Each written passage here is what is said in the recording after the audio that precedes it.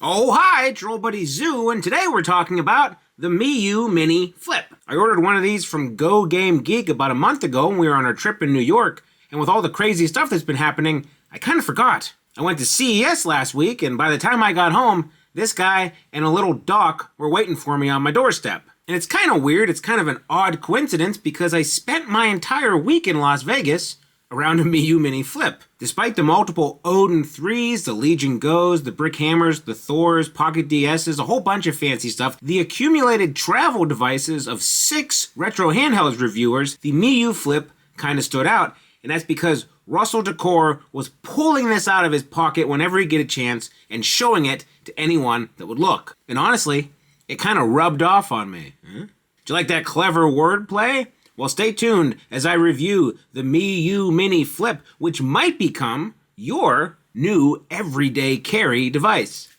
If there's one thing I noticed at CES this year, it was AI, unfortunately. And then robots were a close second. But if we're talking about the stuff that's relevant to our hobby, it's the fact that manufacturers have started to realize the old adage that the best handheld is the one you actually have in your pocket.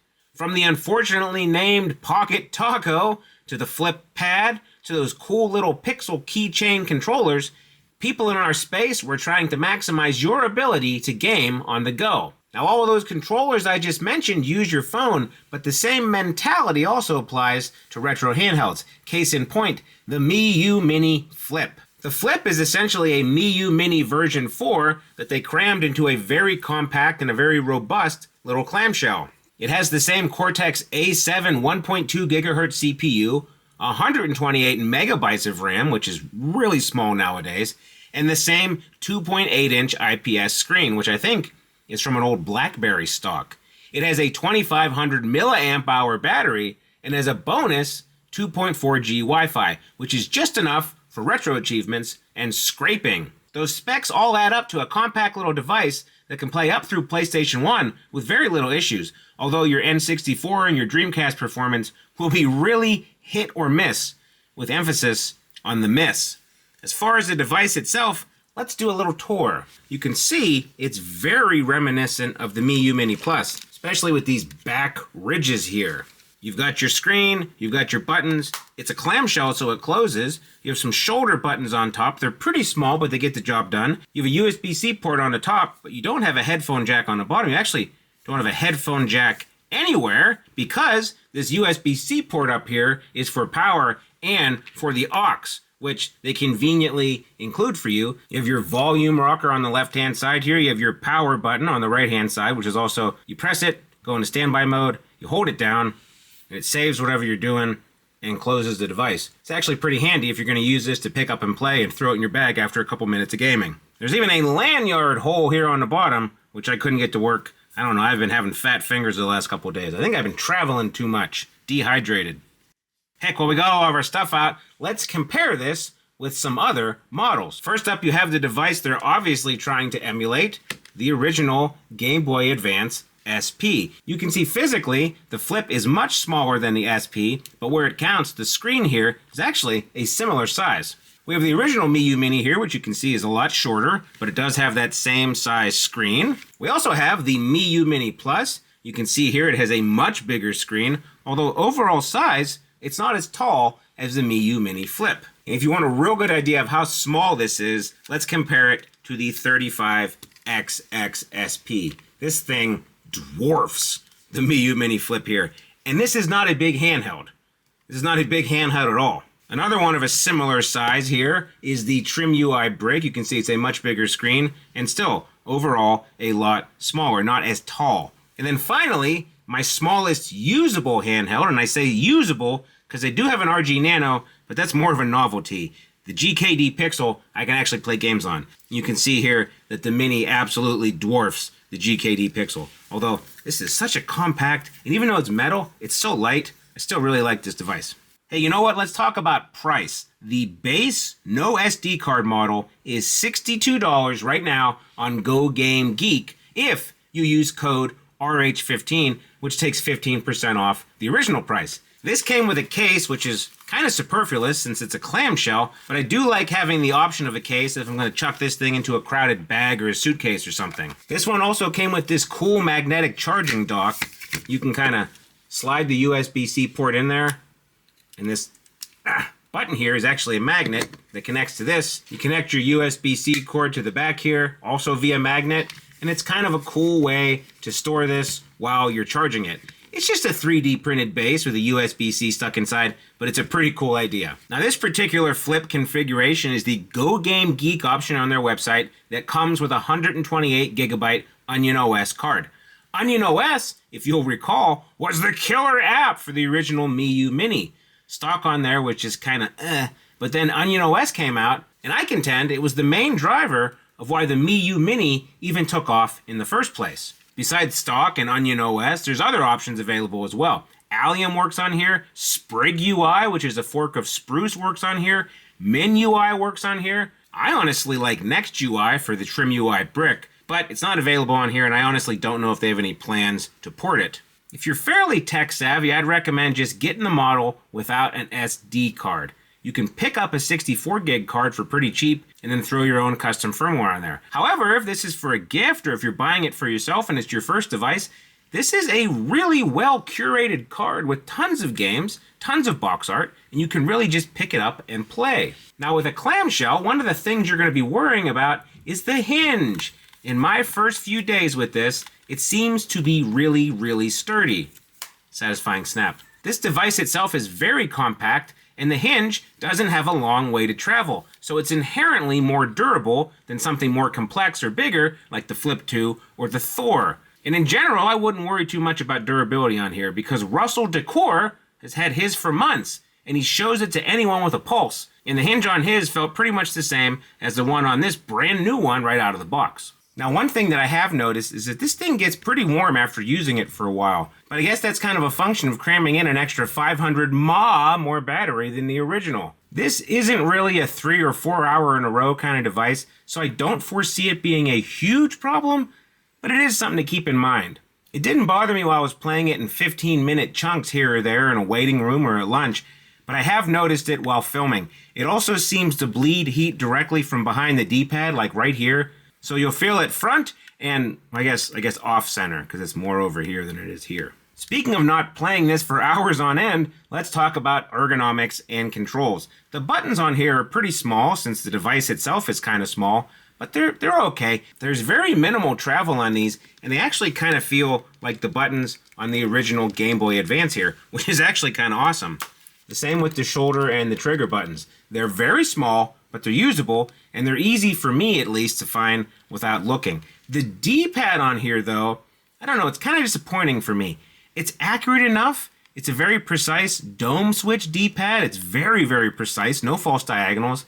But for me, it's just a little bit uncomfortable to use. It might be a zoo problem, I don't know. I think because the D-pad is cramped into this little divot here, like I find myself using the edge of my thumb instead of the meat of my thumb. You see, I'm like using the corner of my thumb, and then it kind of hurts because I'm jamming it into my nail.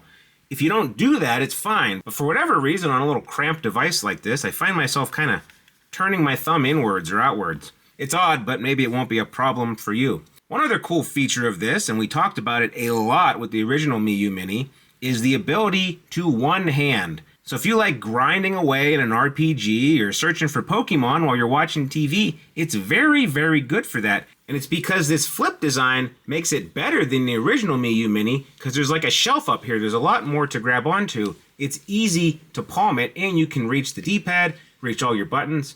It's actually quite comfortable for one-handing games. Up next, let's talk about the screen because this is a tiny, tiny boy. I feel like 2.8 inches as a screen is really, really pushing the limit for me. It's fine for the overall size of the device, but I think something like a 3.5 inch screen is really my sweet spot for small devices. And this is much smaller than, say, the Miyoo Mini Plus. The screen doesn't get super bright and it doesn't get super, super dim, but it's got a good overall sweep of brightness for a lot of situations. It is 750 by 560, which is kind of an odd size, but it's so small you can kind of go through your scaling options, and I generally just full screened everything except Game Boy Advance. I did opt for 3x2 because you just lose a little bit on the top and the bottom with minimal letterboxing. The speaker on here is serviceable, but it's nothing to write home about. You're not going to want to go full volume unless you want to hear a lot of popping and crackling, but the speaker down here is otherwise fine. It is a tiny little budget clamshell. You kind of get what you pay for. Let's listen. See, when you max it out, it just kind of loses some of that fidelity, gets tinny. Couple clicks down, not bad. Now, it's not all rainbows. I have a couple gripes. The first one is my unit here has a fair amount of static when I plug it in, especially when the Wi-Fi is working. Let's see if we can get it to do it right now. It happens when the Wi-Fi activates, but only when it's plugged in. Let's see if I can get a retro achievement to fire or something.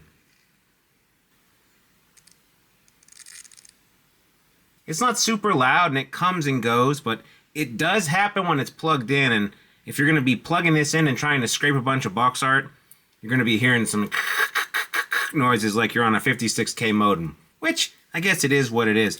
The battery life on here is actually pretty bad for 2026. I got about maybe 2.5 hours before I was looking for a power cord. And it's not like, oh, you get 3.5 hours with NES and 2 hours with PlayStation 1. You get 2 to 2.5 hours regardless of what you're playing. Kind of a bummer. It's also one of those older devices that needs a low watt charger. Standard Ambernick procedures in play here. You're going to have to find an old 1 amp 5 volt charger, like an old wall wart from a cell phone from like 5 or 6 years ago. Use that and you'll be fine. But you can't use anything fancy. You can't use any convoluted USB-C to C or high test sources. It won't work, which I guess is better than it taking too much power and catching on fire. Neither of those are good, but one of them is obviously worse than the other. Well, Gary, the clock on the wall says it's time for What Did We Learn? And we learned that the Miyoo Mini Flip here is a really compact device that has the same guts, screen, and custom firmware options as the venerable Miyoo Mini, but with the added advantages of a clamshell design and Wi-Fi. The clamshell part is clutch, too, because the Miyoo Mini had a reputation for being fragile when you dropped it. By going with the clamshell design, you should have a much more robust device, especially one small enough to go into your coat or your pants pockets. Right now, this thing is going for as low as $62 on GoGameGeek with that RH15 code. You might be able to occasionally find it cheaper on AliExpress or something, but that $62 seems to be the going low rate across all the dropshippers I've checked. And for $62 shipped to the US, I think you're looking at a pretty interesting proposition here. You're getting everything that made the Miyoo Mini a hit, but in a more portable form factor. If you love the Miyoo Mini and you want to upgrade, or I guess side grade, go nuts. If you're looking for an ultra portable device you can play for short chunks of time and you're not interested in the metal options like the GKD Pixel or the Brick Hammer, then this might be for you. But what the Miyoo Mini Flip isn't is an endgame device. It's not a one and done kind of handheld. This is a secondary or even tertiary device.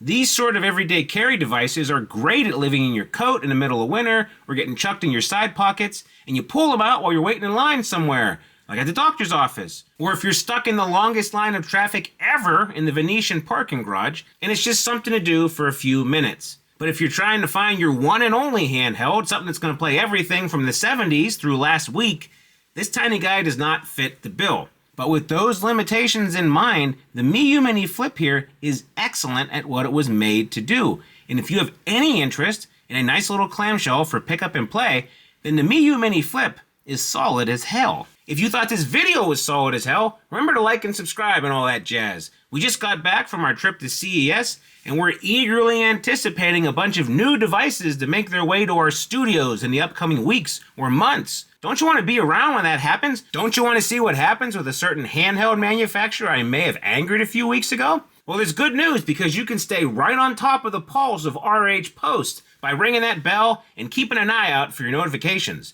You never know what'll happen next. Anyway, thanks for watching, and we'll see you next time. Goodbye.